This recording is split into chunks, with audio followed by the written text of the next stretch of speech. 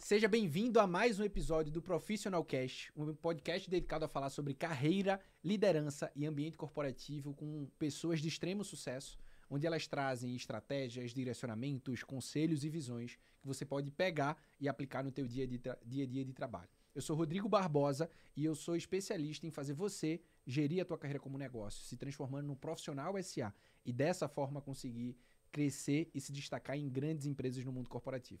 O tema de hoje é um tema mais conectado com você mesmo. Muito mais só do que a tua carreira, que a gente vai trazer esse aspecto também, é como você como pessoa e profissional. A cada 10 pessoas que fazem algum tipo de programa de aceleração comigo, mentoria, participam dos meus eventos, 7 são mulheres. E a cada 10 pessoas, 9 existe um grande gap ou desafio de autoconhecimento e autoconfiança. Pensando nisso, eu pensei em trazer Camila Del Monte, que é especialista em relacionamento, autoconfiança, tudo que a gente entende de poder interno, quando a gente olha para nós mesmos enquanto identidade e pessoas, para que a gente possa conversar sobre isso. Seja muito bem-vindo ao Profissional Cast. Muito obrigada pelo convite, obrigada, para mim é uma honra poder contribuir com o meu conhecimento, com o que eu sei. Eu espero que faça a diferença na vida das pessoas que estão assistindo, não só as mulheres, porque os homens precisam entender também como funciona o relacionamento com as mulheres na carreira, no ambiente de trabalho. E eu acredito que vai fazer diferença para toda e qualquer pessoa que estiver assistindo, essa é a minha intenção. Perfeito, maravilha. Então eu já vou começar direto no ponto. Por que a grande maioria das pessoas tem um baita desafio em relação à autoconfiança e o quanto isso impacta no trabalho, né? Uau! Essa pergunta me traz um olhar para que a gente comece do início. Geralmente, quando a gente vai trabalhar com autoconfiança, a maioria das pessoas vai trazer estratégias de como você melhora a sua comunicação, de como você melhora estar com outras pessoas e se mostrar confiante.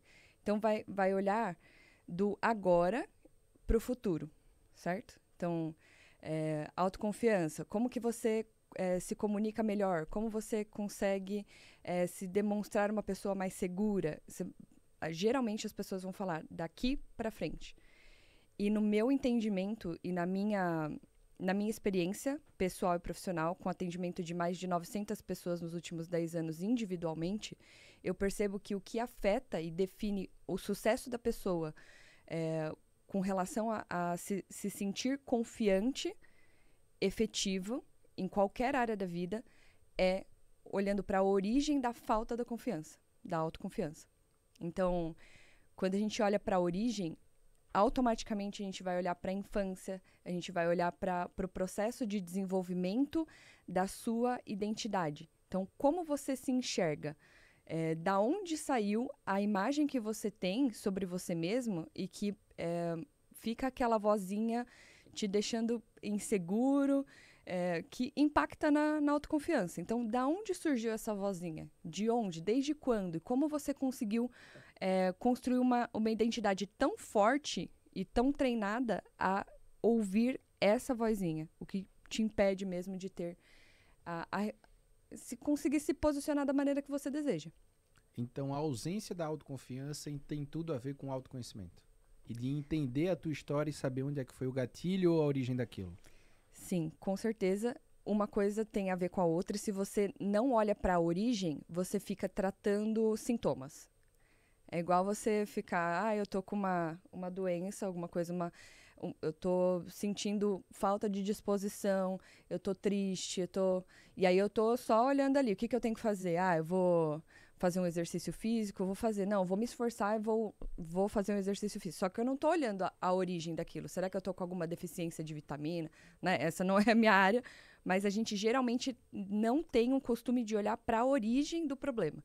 Então, sim, tem a ver autoconfiança diretamente ligado com autoconhecimento e saber observar dentro da nossa história de como a gente formou a nossa personalidade, a nossa identidade, a maneira com que a gente se enxerga e entende o que a gente é capaz, o que a gente pode estar no processo de formação da nossa personalidade, que é na nossa infância. Começa na nossa infância. Perfeito. Qual o caminho ideal para a gente ir atrás dessa origem para resolver isso?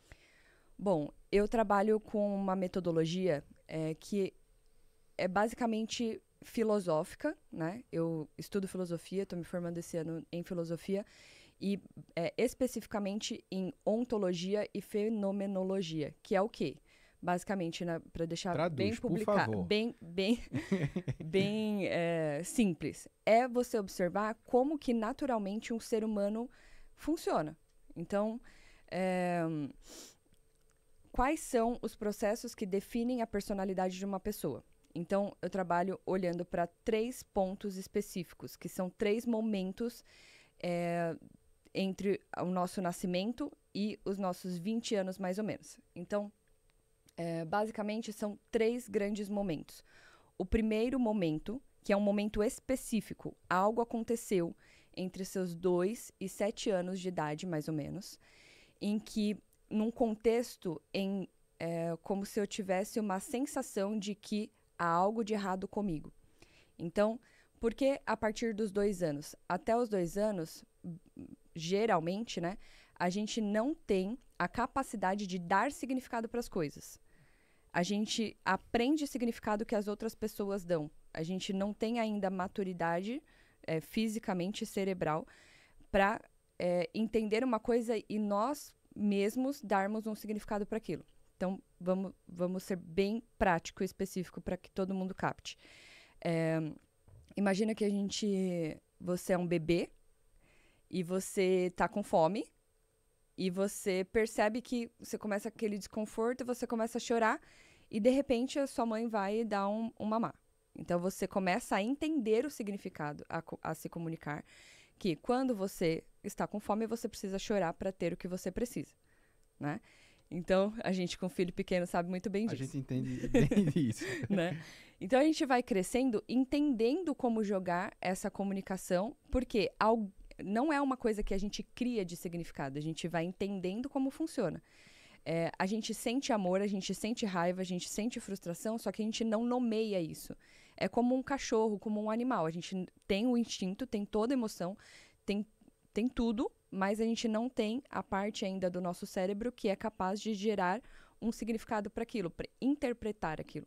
Então, de 0 a 2 anos, a gente está nessa fase. Isso. Ok. E aí vai acontecer um aumento da frequência das ondas cerebrais, né, que é uma parte do amadurecimento da nossa mente, em que, em algum momento, vamos supor que você eu vou dar um exemplo pessoal. Eu tenho certeza de que sempre que eu preciso da minha mãe, que eu quero a atenção dela, eu vou chamar a mamãe e ela vai me responder, e ela vai me atender. Então, imagina que eu estou caminhando na minha casa, eu tenho 3 anos de idade, eu tenho uma irmã de 1 ano, a Karen, e aí eu estou caminhando na minha casa e entro no meu quarto, que eu divido com a minha irmã, e a minha mãe está de frente para Karen lá no berço e de costas para mim na porta. E eu falo, mamãe, e ela não responde, porque ela tá lá, bonitinho com a minha irmã. Nesse momento, dá uma tela azul. E isso vai acontecer com todo mundo. Em algum específico momento vai dar uma tela azul, porque você vai ter a sua primeira experiência de frustração, porque algo que você esperava e tinha certeza que ia acontecer, não acontece. Isso. Então, não aconteceu como eu esperava. E o nosso cérebro foi formado para dar significado para tudo, o tempo todo. Então, nesse primeiro momento, automaticamente eu vou tirar uma conclusão sobre isso. Então, a única coisa, o fato é, eu chamei minha mãe, ela não respondeu, só isso. Só que o ser humano vai fazer, principalmente a partir dessa idade, a gente vai tirar uma conclusão pessoal sobre isso, e a gente vai definir um futuro que aquilo sempre vai acontecer, e para evitar que aquilo sempre aconteça, ou que você sofra de novo por aquilo que vai acontecer, você toma uma decisão, faz uma promessa pessoal, que define a maneira que você vai enxergar a vida e vai se posicionar a vida inteira. Então, nesse momento, por exemplo, eu disse, minha mãe não me ama mais. Eu não sou importante. Então, conclusão pessoal, eu não sou importante. A percepção de futuro é, como se fosse uma previsão. Eu sempre serei trocada. Então, a conclusão, a previsão de futuro é: eu sempre serei trocada. E para evitar sofrer por isso de novo, já que eu sempre serei trocada, eu vou fazer uma promessa, que é: eu nunca mais vou precisar de ninguém. No meu caso. Então, em algum momento, você que está assistindo aí, imagina, pega uma situação que você percebe que te impacta com relação à sua autoconfiança, a maneira com que você lida com as pessoas, e observa: eu tenho dificuldade para delegar, que é uma dificuldade que Muito quase comum. unânime. Eu tenho dificuldade para delegar. Por que será? Em que momento você tirou uma conclusão de que você não pode delegar, ou você não pode contar com as pessoas, ou você não pode algo desse sentido? Então, isso automaticamente vai afetar na sua autoconfiança e na sua liderança, né? Então, se eu tiver que ter um resultado que só depende de mim, eu consigo. Agora, envolver outras pessoas, já não posso garantir nada e eu começo a lidar com um monte de conflito. Por quê? Então, lá na sua primeira infância, entre 2 e 7 anos, aconteceu alguma experiência que gerou a sua primeira sensação de frustração e foi um momento de segundos. Você tirou uma conclusão sobre você, você fez você profetizou um futuro, vamos dizer assim, e você fez uma promessa para evitar que aquilo acontecesse de novo ou que você sofresse por aquilo de novo. Então, eu criei uma distância emocional ali para me proteger. Então, esse é o primeiro evento. Tá. E como é que a gente faz os próximos passos para a gente dar talvez um novo significado? Não sei se é o caminho ideal, mas como é que a gente dá um novo significado para isso não ficar impactando a nossa vida? Porque eu imagino, dentro desse contexto que você trouxe, provavelmente filhos únicos têm uma tendência maior ou natural de querer ser um pouco mais autossuficiente, talvez tenham até mais dificuldade de delegar. E pessoas que têm outros filhos, até pela questão da primeira infância ali, e outros filhos, né, irmãos, na verdade, tem uma outra característica. Ok, eu entendi. Eu tô hoje, sei lá, nos meus 30, 35 anos. Como é que eu tenho que olhar para trás para resolver essa situação daqui para frente? Sim. Primeira coisa, tomando essa consciência, né? Então, saber que quem você é agora não foi definido por agora, pela circunstância, pela empresa que você tá, pelo ambiente que você tá. Foi definido lá na infância. E você pode perceber que, geralmente, você lida com a mesma coisa. Então, você pode trocar de trabalho, você pode trocar de relações, você vai lidar com a mesma sensação. Sempre vai acontecer alguma coisa que vai fazer você sentir de novo: poxa, não sou o suficiente, não consigo. Nossa, para mim tudo tem que ser difícil. Por quê? Então, a primeira coisa é tomar essa consciência de que existe um padrão que afeta a sua confiança. Qual é a voz que você escuta quando você tem esse impacto? Né? Porque você disse que a maioria das pessoas, quase 100% das pessoas, tem esse problema com a experiência de autoconfiança. O que, especificamente, acontece na sua cabeça, no seu corpo, quais sensações estão presentes quando você mais precisa se sentir confiante, e o que acontece ali e o que você escuta? Eu não sou suficiente? Eu não sou importante? Eu sempre sou trocado? Eu sou inferior? Né? Qual é a vozinha que aparece ali naquele momento? Né? Então, se você não consegue lembrar de lá da infância, lembra do último momento que você teve uma experiência que afetou na sua sensação de ser o suficiente, de ser confiante, o seu poder pessoal, e se pergunta: qual a voz que eu ouvi? Como que o meu corpo reagiu com relação a isso? Então, a primeira coisa é saber o que investigar. Soube, no meu caso, eu sempre serei trocada. Não sou importante, sempre serei trocada. Eu voltei para lá, para esse momento. E aí você vai olhar para a continuidade dessa cena. Eu chamei mamãe, ela não respondeu. Eu fui para frente, lá do lado dela, eu segurei o meu ar, minha respiração, e segurei o cabelo assim, ó. Uhum. Para fazer uma expressão de: eu não vou respirar porque você não tá fazendo o que eu quero. Então, uma coisa de raiva ali. Ela olhou para mim e não me deu a atenção que eu queria. Depois disso, eu comecei a chorar. E aí ela me pegou no colo, me acalentou. O que acontece? A minha mente, naquele momento, registra os elementos que estão naquela cena. Então, Num ambiente familiar relacionado com uma pessoa que eu amo, quando ela não faz o que eu quero, primeiro, o que eu vou fazer? Vou agir com raiva. E se eu não conseguir o que eu quero, eu vou chorar, porque eu vou ter o que eu quero. Então, naquele momento, a investigação, né, como resolver isso? Investigar e ter total consciência de como você está programado para reagir quando esse gatilho é acionado.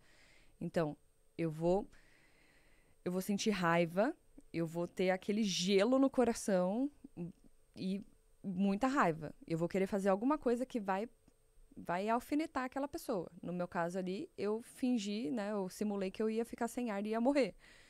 Não deu certo. E se não deu certo, depois eu chorei e deu. Então eu entendi, eu chamo isso de circuito automático de reação. Eu entendi que toda vez que tem esse tipo de ambiente com esses elementos, é acionado um gatilho e eu reajo dessa mesma maneira. Quando eu sei disso, eu consigo perceber que a vida inteira eu basicamente fui definida por uma criança de 3 anos. Em uma ideia que eu inventei, que não foi uma realidade. Então, a primeira coisa é destruir isso e falar assim, questionar. Eu sou assim por causa disso? Começa a perder o sentido. Então, a base que você construiu sobre a sua identidade cai. E aí você começa a criar uma crise existencial intencional. Então, o que eu diria é, como que você consegue resolver isso para que você possa ser de uma outra maneira? Destruindo a base do que você entende que é você. Porque isso vai destruir completamente quem você acha que você é. Sem isso, você vai sempre procurar algo para se tornar mais, melhor, menos, diferente. E sempre que você procura melhorar, ser a sua melhor versão, ser mais um pouco aqui, menos um pouco aqui, você está sempre fazendo mais do mesmo. Você sempre vai voltar para a mesma coisa. O mais, melhor, diferente tem referência ao quê? Quando eu falo, vou ser mais alguma coisa. Percebe que ele não está no nada, ele está com uma referência do que eu já sei que eu sou? É interessante porque eu imagino que tem uma galera que tá ouvindo e tá imaginando que isso aqui é uma viagem. Eu, tipo assim, Camila, que viagem é essa? E na minha visão, essa é uma viagem de você resolver muita coisa que você ainda tem. Sim. Eu costumo falar muito que não existe concorrente no mundo corporativo. Eu costumo falar muito que o único concorrente que eu tenho sou eu. E o ponto que você está me trazendo ajuda as pessoas que estão acompanhando a gente aqui, não só como pessoa e profissional, mas como pais também. O público Sim. que a gente tem, eu imagino que boa parte deles tem filhos. Uhum. E que muitas vezes, por não ter tido algum tipo de informação, acabam reagindo ou repassando o que recebeu lá quando eu estava nessa primeira infância. Sim. Isso impacta demais. Eu chego a conversar com a Alessandra, a gente tem Cecília, tá com 1 ano e 10 meses agora.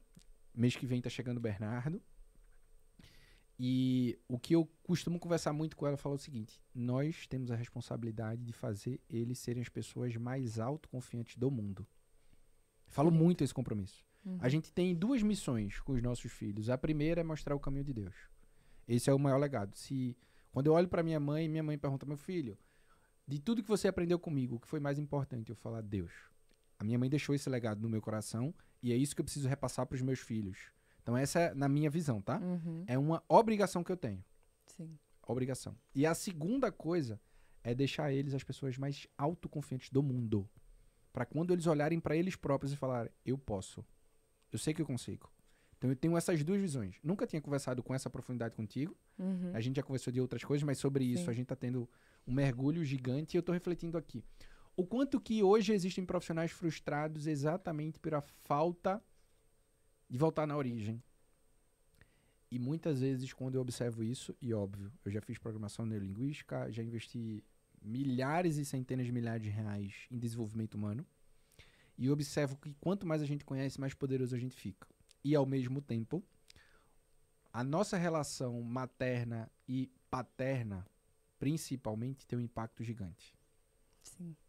Eu queria que você trouxesse esse ponto, tanto para as pessoas olharem para trás enquanto filhos, quanto que as pessoas olhassem para o momento hoje na formação dos seus filhos. Me ajuda. Sim.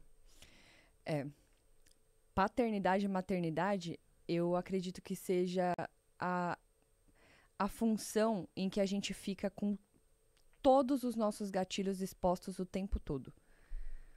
Porque é o momento que a criança vai acionar tudo que você... Exatamente o que você falou. Tudo que você lidou na sua infância, você tem uma tendência automática, está programado. Fração de reagir exatamente igual você foi criado. E não que esteja errado, né? Porque estamos aqui, né? Somos pessoas do bem, né? Fazemos coisas incríveis. Não é que tem algo errado. Mas, pelo conhecimento que a gente tem hoje, que é pelo pequeno em relação a acesso- isso, tá? O conhecimento que a gente tem sobre maternidade e paternidade é pequeno. E não é pela Sim. falta de conteúdo. É pela falta de consciência de buscar esse conteúdo. Sim, Porque a gente parece acha que a não é um gente já problema. sabe.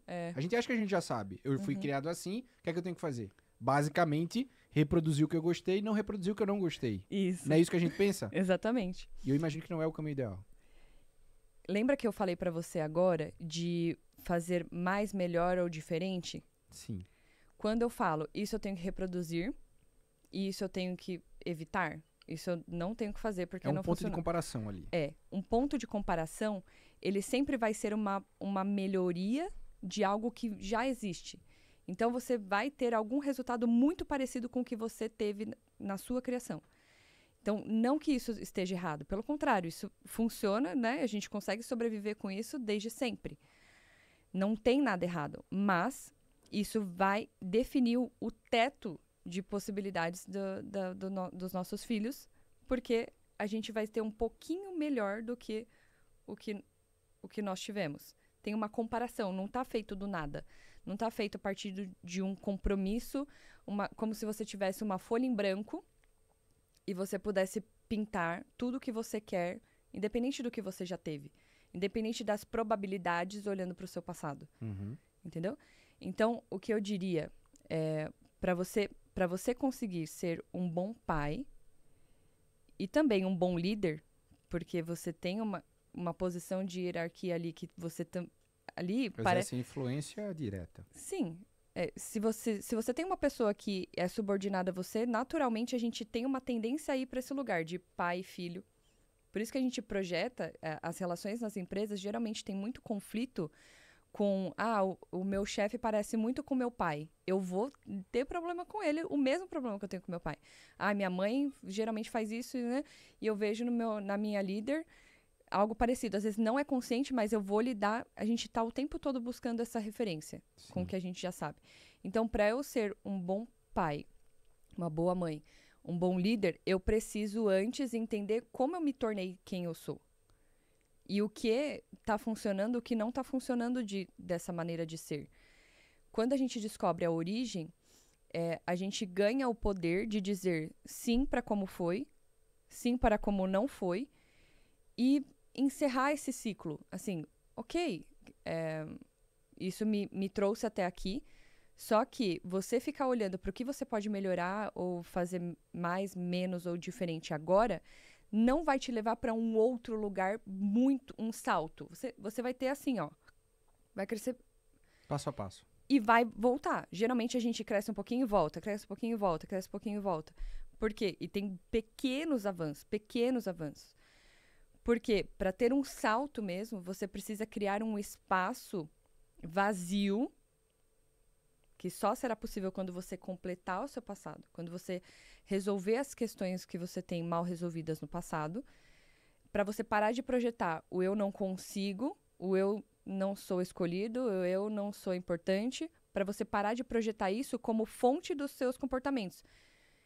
Vamos lá, bem prático agora. Se eu busco um programa de desenvolvimento pessoal para me consertar, eu vou sair de lá com uma sensação de que eu tive um leve conserto e vai dar 1 semana, 2 semanas eu vou voltar para a mesma coisa. Porque não é sobre se consertar, é sobre você entender, ok, eu me tornei assim, desta maneira, sendo isso, né, aconteceu isso, eu tomei essas decisões, eu tirei essas conclusões sobre mim, ok. E eu não tenho nada aqui para fazer sobre isso, isso é o passado e eu posso deixar isso no passado. Se eu não faço isso conscientemente, isso tá lá no meu futuro, já me esperando para repetir. Porque isso é o que eu projeto sobre mim. E isso define até onde eu posso chegar. Se você parar um tempo para pensar, você sabe até onde você pode chegar. E muitas vezes... Peraí. Essa, Um parêntese. Muitas vezes, ontem mesmo, eu tava numa mentoria e uma pessoa da minha mentoria, ela virou pra mim e falou o seguinte: Rodrigo, eu só tô me candidatando pra esse nível aqui. Uhum. Eu falei, por quê? Ela falou, não, porque hoje eu tô nesse nível, eu enxergo que eu posso ir até aqui. Eu falei, mas quem te falou? Ela falou, não, pra mim é óbvio. Eu disse, por quê? E o interessante que eu falei pra ela é muito mais do que você olhar o nível e se limitar. Quem tem que dizer isso pra você? É quem tem a vaga na mão. Então, ao invés de estar olhando só pra posição e se considerar elegível ou não, olha enquanto você consegue ser a solução pro problema que eles têm. E não é você que vai se limitar. Então, pelo que você tá me trazendo, essa, vamos dizer assim, visão ou crença limitante aqui tem base lá atrás. Você não vai dar pra nada, você não consegue isso, você só vai até aqui. Você não pode dar passos muito largos. Você tem que ir devagar. Então, esse nível de consciência que eu tenho de olhar pra trás e entender tudo o que aconteceu, projeta o meu futuro. Sim. E quando eu olho hoje, e vê que coisa interessante. Eu falei, né? A cada 10 pessoas que estão nos meus programas de aceleração, eventos, mentoria, enfim, 7 são mulheres. 73% são mulheres. Sim. E eu observo uma tendência muito interessante sobre isso. O porquê? Que as mulheres buscam muito mais apoio, as mulheres buscam muito mais ajuda. É culturalmente a mulher ter a métrica disso, a mulher buscar a terapia, a mulher buscar esse autodesenvolvimento, enquanto o homem tem um fator de orgulho ali mais forte, que limita ele, às vezes, de alguma evolução, porque ele se acha autossuficiente. Porque quando ele olhava lá para trás pro pai, possivelmente tinha essa visão. Então, o que você tá falando é tão profundo. E a minha história, não sei se eu já te falei ela, mas meu pai separou da minha mãe, eu tava na barriga, no meio da gestação. Eu contei isso no último evento. Eu tava na gestação e eu poderia olhar pra trás e dar um significado, caramba, eu não tive pai, por exemplo. Só que eu tive 4 pais. Meus tios se transformaram em meus pais, meu padrasto se transformou em meu pai, meu avô se transformou em meu pai. Então, ao invés de olhar pra trás e falar o seguinte, eu não tive pai, eu falo, que privilégio ter tido vários pais. Há pouco mais de uns 60, 70 dias, meu pai me ligou dizendo que tentou se suicidar no dia anterior. Tem mais ou menos uns 70 dias disso. E o argumento que ele me trouxe, eu nunca falei isso no podcast, mas o argumento que ele me trouxe foi, meu filho, a vida que eu tive não vale mais a pena eu viver.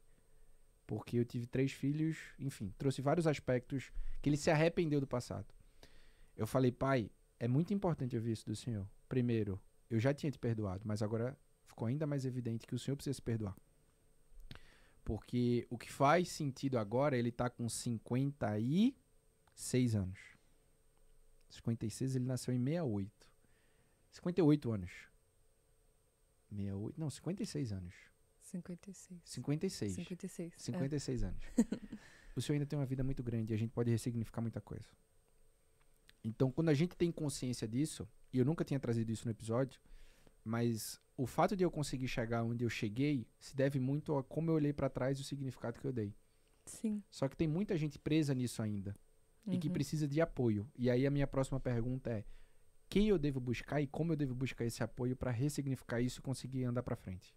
Porque tem gente que não consegue andar pra frente e ainda pesou no passado. Quem você vai buscar? É bem desafiador você te dizer quem você vai buscar, porque existem várias linhas de terapias que, inclusive, se tiver terapeuta assistindo, vai estar discordando de tudo que eu tô falando aqui. Então, eu falo isso com base na minha experiência pessoal, né? Quem eu era antes não tem nada a ver com quem eu sou hoje, por conta disso. Então, eu diria para você ir para buscar uma linha que vai trabalhar com hipnoterapia, terapias que vão olhar para a raiz e terapia breve, né? Não estou falando mal de outros tipos de terapia, são eficientes em várias questões, né? Tem gente que precisa falar tanto ainda, chorar tanto através da fala, né? Que eu tenho, a minha mestra até fala que o choro do adulto é o prantear do adulto, é o falar. Mas uma terapia breve que vai olhar para a raiz, terapia de raiz, né? Vamos dizer assim. Então, você vai trabalhar com hipnoterapia, você pode... Eu vou recomendar aqui, né, fazer algum processo de hipnose, de hipnoterapia, dá para fazer online, eu estou à disposição. E se fosse olhar para um curso de desenvolvimento pessoal, eu vou falar que é o único que eu recomendo, que eu já fiz mais, igual você, uns 60 cursos de desenvolvimento pessoal.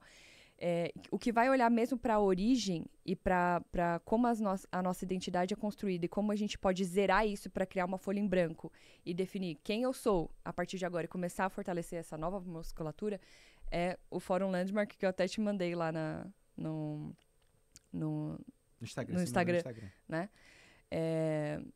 Inclusive, o Érico Rocha, sabe aquela coisa, aquela história que ele conta, que ele estava no... Não sei se é o público, né? Mas Érico Rocha é bem conhecido no mundo do marketing digital. Em algum momento ele fala ali que ele era um funcionário do banco, ganhava muito dinheiro em euro lá, e ele fez um exercício que ele descobriu como seria o futuro dele. Isso. E aí ele falou, meu Deus, não é isso que eu quero não. E aí ele conseguiu tomar uma decisão, sair de lá e, né, hoje é o que ele é. Foi no fórum. Né, que você vai olhar para a sua identidade. Qual é o fórum? Repete, não sei se a galera... Fórum Landmark. Okay. Landmark. Tem desde 1990 e mais de 3 milhões de pessoas já fizeram o fórum. É transformador, o Júlio já fez, que veio aqui. Sim. O marido dela já veio aqui no podcast. Sim.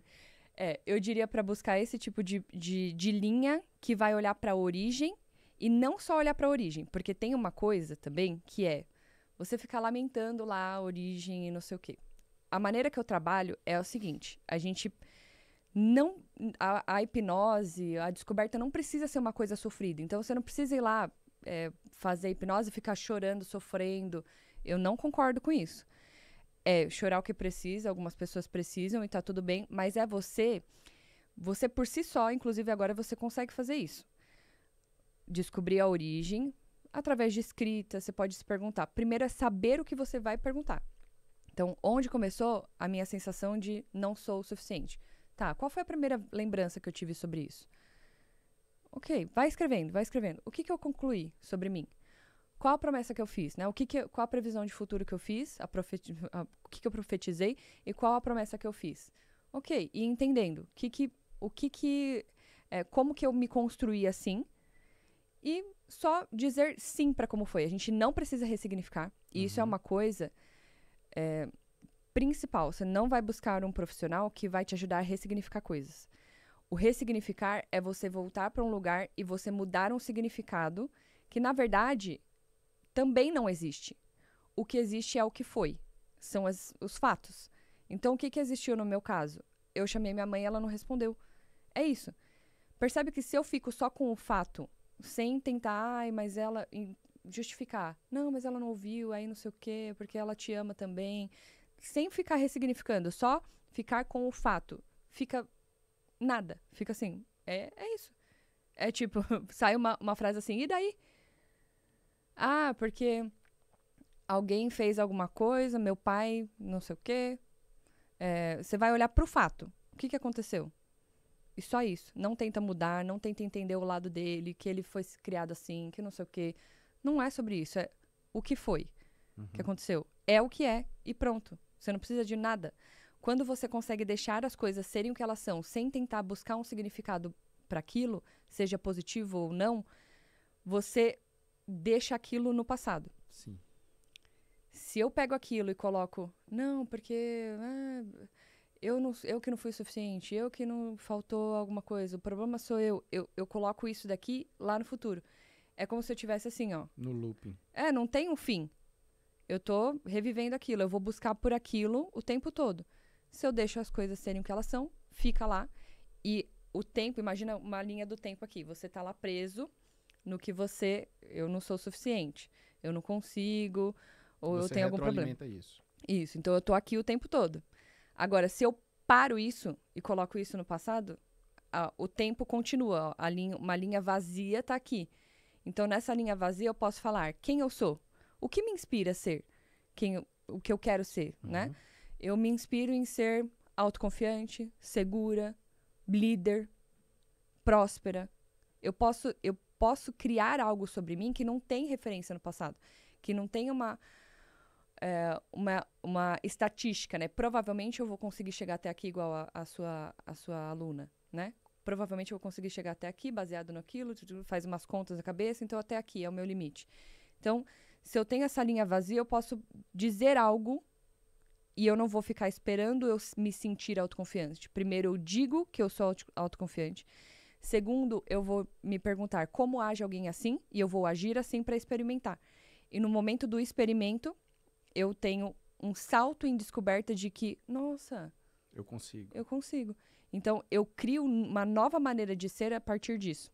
Eu chamo de 3 perguntas e se joga. Eu sei que você me fez uma pergunta de quem buscar, que é muito desafiante eu falar para você um tipo de profissional que você vai buscar, porque isso não é comum nas terapias. Uhum. Se você ouviu o que eu falei, a maioria das pessoas vai falar para você que você precisa ressignificar o passado, né, que você precisa ser a sua melhor versão, e tudo isso vai te colocar no mesmo lugar que você vem estando até então, e isso vai te limitar. Então, ou você faz, vamos fazer algo, né, quem tiver interesse, fazer algum processo nessa linha. A minha metodologia é para isso, a minha hipnose é para isso, não é para ficar sofrendo, é para entender e justamente tirar o significado. E você vai ficar com uma sensação, tá, e daí?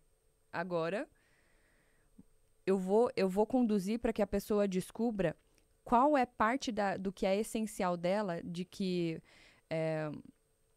quando ela tá num ambiente em que ela se sente segura, confortável com os amigos, ela é de um jeito.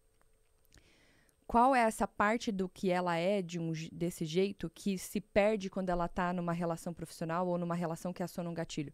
A gente vai pegar isso da essência dela e deixar de volta disponível para ela. Perfeito. É extremamente profundo e extremamente necessário a gente ter esse olhar de autoconfiança e, acima de tudo, de autoconhecimento. Sim. Na minha visão, essa é uma base fundamental, tanto que o primeiro pilar que eu sempre costumo falar em relação aos profissionais que querem crescer e se destacar está no autogerenciamento, e esse autogerenciamento passa pela primeira base, que é o autoconhecimento. Não tem como eu gerenciar alguma coisa que eu não conheço. Preciso primeiro me conhecer para saber me gerenciar. Porque isso também tem a ver com autoliderança, autogestão, enfim, que é aquilo que as empresas estão procurando cada vez mais. A gente está fazendo um episódio muito profundo e eu queria deixar esse episódio compacto, para fazer as pessoas refletirem. Se você fosse dar um único conselho para a gente fechar aqui, responde para mim 2 perguntas. Qual conselho você deixa para as pessoas e como é que elas podem te acompanhar? Tá. Qual conselho? Eu daria em um único conselho. Para um tempo para se observar e perceber qual é o seu modus operandi na vida. O que está na sua cabeça? Sempre acontecendo. Qual é o padrão? Porque tem esse padrão. E vai descobrir a origem para encerrar esse ciclo e deixar isso no passado. Só isso pode fazer com que você seja uma nova pessoa da maneira que você escolhe ser. E a partir disso você planta uma nova semente, né, de uma maneira de ser e vai se fortalecendo a cada dia para que isso que você deseja ser esteja em evidência, que seja o protagonista da sua vida e não aquilo lá que fica mal resolvido no passado. Então, daria esse conselho. Perfeito. E como é que as pessoas podem te acompanhar? Através do meu Instagram, @CamilaDelmonte. Lá eu falo mais sobre relacionamento amoroso, né? E só que um dos pilares é encerrar ciclo e despedir dos amores passados, que pode se trazer de despedir das empresas passadas, dos empregos passados, dos projetos passados, porque é basicamente isso que eu falei hoje, é encerrar um ciclo que vai fazer com que você fique disponível para algo novo. Porque senão a gente sempre vai ficar repetindo a mesma coisa e vai ficar com aquela sensação de nadando, morrendo na praia, né? Andando em círculos o tempo todo, voltando para o mesmo lugar. Perfeito. Obrigado, tá? Por vir aqui compartilhar com tanta profundidade algo tão importante que eu acredito, que é essa base do autoconhecimento para autoconfiança, que você tenha muito sucesso, você merece demais. Obrigada. Viu? E obrigado a você também, que ficou até agora aqui com a gente nesse episódio. A minha recomendação é investe em autoconhecimento. Não tem como você querer crescer de posições, assumir altas posições em grandes organizações se você não se conhece como produto. E no mundo corporativo, sim, você é um produto. Muito mais do que olhar apenas um CPF, você também é um CNPJ. Só que só existe CNPJ forte com CPF forte. Então, a base que você se vê aquilo que você consegue transmitir para as outras pessoas. Então, invista energia e dinheiro se você acredita ser necessário e quiser aumentar a tua autoconfiança e autoconhecimento. Essa é uma base extremamente necessária. Agora, se você já tem essa base resolvida e quer crescer e se destacar, e no mundo corporativo você conquistar altas posições, o meu time está à tua disposição para construir o teu plano de crescimento profissional. Aqui abaixo tem um link para você falar diretamente com o meu time em 30 minutos. A gente montar o teu plano de aceleração e crescimento profissional. Basta você querer para a gente junto conseguir crescer. Toda segunda-feira, 7 horas da manhã, tem episódio novo do Profissional Cast para você. E todos os dias, de terça a sexta, tem episódios do Minuto Carreira. Apenas 1 minuto que você pode pegar e aplicar no teu dia para conseguir se destacar. Eu aguardo você amanhã no Minuto Carreira. Até a próxima.